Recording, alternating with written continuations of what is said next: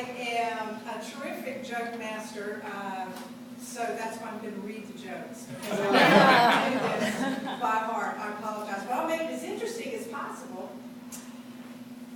It was a few days before Christmas. The trip went reasonably well, and he was ready to go back home. The airport on the other end had turned the tacky red and green, and loudspeakers blared annoying elevator renditions of cherished Christmas carols. Being someone who took Christmas very seriously and being slightly tired, he was not in a particularly good mood, almost a Scrooge.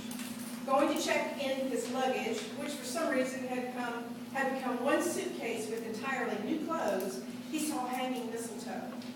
Not real mistletoe, but very cheap plastic with red paint on some of the rounder parts and green paint on some of the flatter and pointer parts that could be taken for mistletoe only in a very Picasso sort of way. With a considerable degree of irritation and nowhere else to vent it, he said to the attendant, "Even if we were married, I would not want to kiss you under a ghastly mockery of mistletoe." Sir, look more closely at where the mistletoe is. Okay, I see it's above the letter scale, which is the place where you have to step forward for a kiss. That's not why it's there. All right, I give up. Why is it there? It's there so you can kiss your luggage goodbye.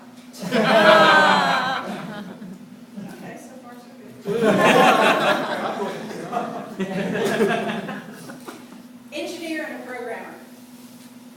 A programmer and an engineer are sitting next to each other on a long flight from Los Angeles to New York. The programmer leans over to the engineer and asks if he would like to play a fun game. The engineer just wants to take a nap, so he politely declines and rolls over to the window to catch a few extra winks. The programmer persists and explains that the game is really easy and it's a lot of fun. He explains, I ask you a question, and if you don't know the answer, you pay me $5. Then you ask me a question, and if I don't know the answer, I'll pay you $5. Again, the engineer politely declines and tries to get to sleep.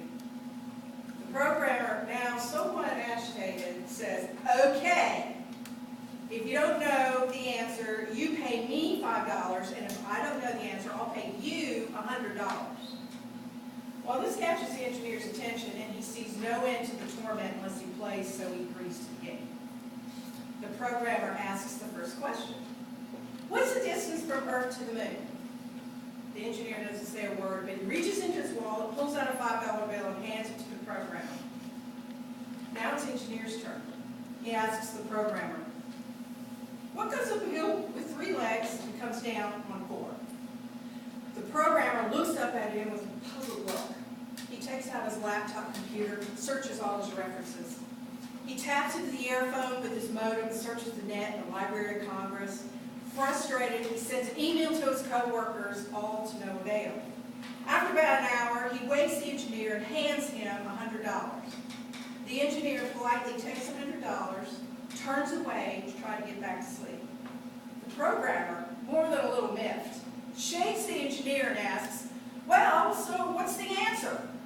Without a word, the engineer reaches into his wallet and hands the programmer $5.